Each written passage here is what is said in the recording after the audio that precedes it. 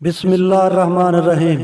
دوستو، عربوں کا ایک مشہور بت جو صفا اور مروہ کی پہاڑیوں پر پوجا جاتا تھا، یہ وہ بت تھے جسے لوگوں نے اپنے ہاتھوں سے نہیں تراشے تھے، بلکہ یہ جیتے جاگتے حقیقی انسان تھے۔ انہوں نے خانہ کعبہ کے اندر ایسا کیا جرم کیا تھا جس کی وجہ سے اللہ نے انہیں ایسا خوفناک عذاب دیا جو آنے والوں کے لیے عبرت کا نشان بن گئے۔ جب سے خانہ کعبہ تعمیر ہوا تب سے لے کر اب تک جس نے بھی بیت اللہ کی بے حرمتی کی یا بے حرمتی کرنے کی کوشش کی تو اللہ تعالیٰ نے ان کا وہ حشر کیا کہ رہتی دنیا تک عبرت کا نشان بن کر رہ گئے، پھر چاہے وہ دنیا کا طاقتور بادشاہ رہا ہو اور اس کے پاس ہاتھیوں کے لشکر ہی کیوں نہ ہو۔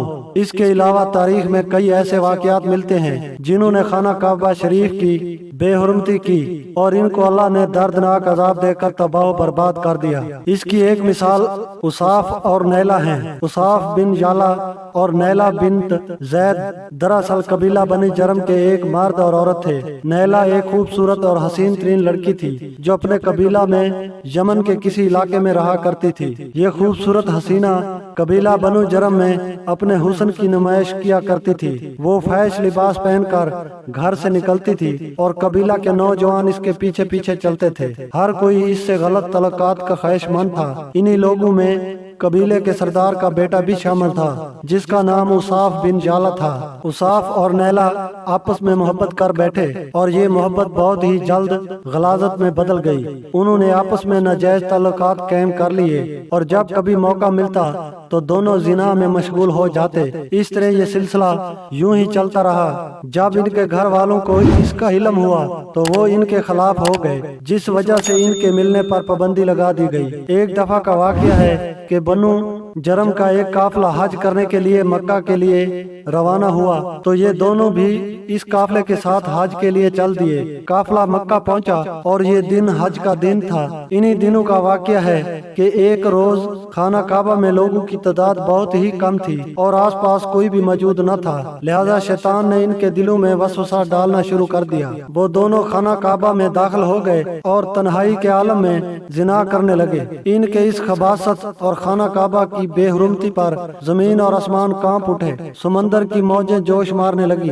اور اللہ کی طرف سے عذاب نازل ہو گیا۔ کچھ ہوا یوں کہ جب وہ خانہ کعبہ کے اندر بد پھیلی کر رہے تھے تو اسی وقت ان کی روحیں قبض کر لی گئیں اور ان کے گوشت پوشت کے جسم پتھر کے بنتے چلے گئے۔ یہ لمحہ انتہائی خوفناک اور عجیب و غریب تھا۔ دو زندہ انسان عذاب الہی کے تحت اب پتھر کے بن چکے تھے۔ کچھ دیر بعد جب بنی جرم کے لوگ کعبہ کے قریب آئے اور بیت اللہ کے دروازے کو کھولا تو دونوں بدبخت برہینہ یعنی ننگی حالت میں پتھر بنے کھڑے تھے۔ وہ یہ سمجھ گئے کہ یہ خبیث اللہ کے مقدس گھر میں کس جرم کا ارتکاب کر رہے تھے۔ لوگوں نے دونوں کے مجسموں کو اٹھایا اور باہر لا کر زمین میں گاڑ کر انہیں کھڑا کر دیا تاکہ یہ لوگوں کے لیے عبرت کا نشان بنے رہیں۔ کچھ دن گزرنے کے بعد مکہ کے لوگوں نے اصاف کے بت کو اٹھا کر کوہ صفا کی پہاڑی کے مقام پر رکھ دیا اور نیلا کے بت کو اٹھا کر مروہ کی پہاڑی کے مقام پر رکھ دیا۔ صفا اور مروہ دراصل دو پہاڑی ہیں جو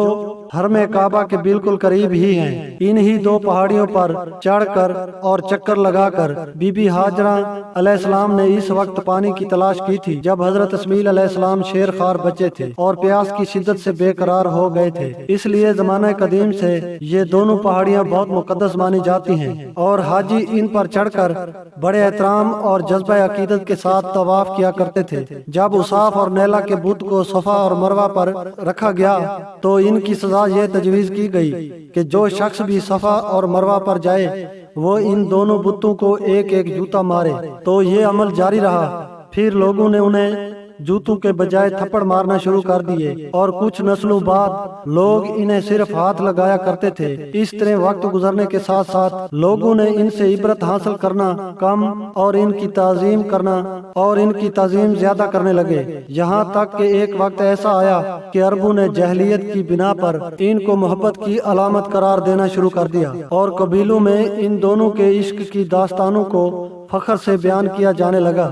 آہستہ آہستہ یہ محبت کے دیوی اور دیوتا قرار پائے۔ 5ویں صدی تک اصاف اور نیلا کے اس بت کو عربوں کے بڑے بتوں میں شمار کیا جاتا تھا جن کے آگے لوگ सजदा किया करते थे और कुर्बानी भी चढ़ाते थे। हजरत ज़ैद बिन हारिस रजी अल्लाह ताला अन्हु बयान करते हैं कि ज़माने जहलियत में जब मुशरिकीन मक्का बैतुल्लाह का तवाफ करते थे तो उसाफ और नैला के इस बुत को छूते थे। मैं एक दफा रसूल अल्लाह सल्लल्लाहु अलैहि वसल्लम के साथ बैतुल्लाह का तवाफ कर रहा था, लिहाजा जब मैं इन बुतों के पास से गुजरा तो इनको छुआ। इस पर आप सल्लल्लाहु अलैहि वसल्लम ने मुझको इन बुतों को छूने से मना किया।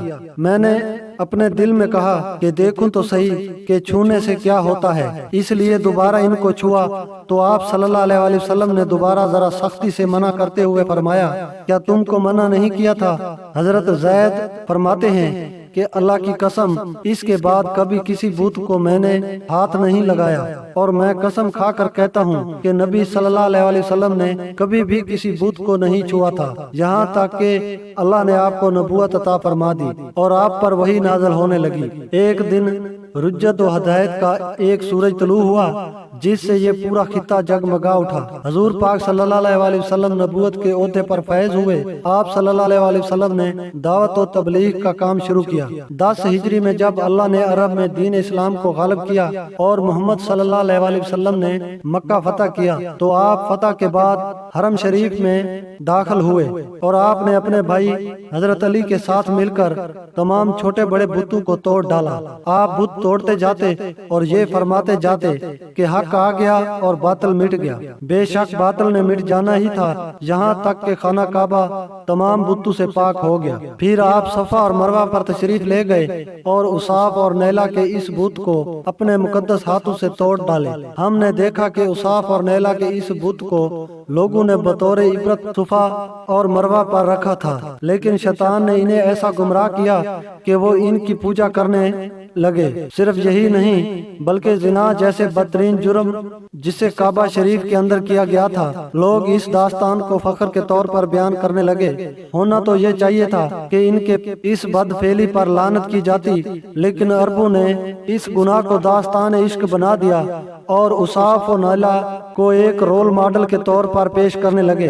बिल्कुल इसी तरह आज के इस फितने भरे दौर में यही कुछ हालात नजर आते हैं, जहां अगर कोई शख्स किसी तरह का संगीन जुर्म करे तो लोग इसे हीरो की तरह बतौर नमूना पेश करते हैं। फ्रीडम, आजादी ख्याल, मेरा जिस्म मेरी मर्जी और लिबरलिज्म के नाम पर हर तरह की खबासत और बुराई को खूबसूरत अंदाज में पेश करके इसकी भरपूर तायीद की जाती है। अल्लाह रब्बुल इज्जत से दुआ है कि अल्लाह ताला हमें हर किस्म की बुराइयों और फितनों से महफूज रखे, वसवसों और मुख्तलिफ चालों से हिफाजत फरमाए, आमीन। दोस्तों, ये थी हमारी आज की मालूमाती वीडियो पसंद आई है तो हमारे चैनल को सब्सक्राइब कर लें और वीडियो को जरूर लाइक करें। मिलते हैं इंशाल्लाह अगली वीडियो में। अल्लाह हाफिज।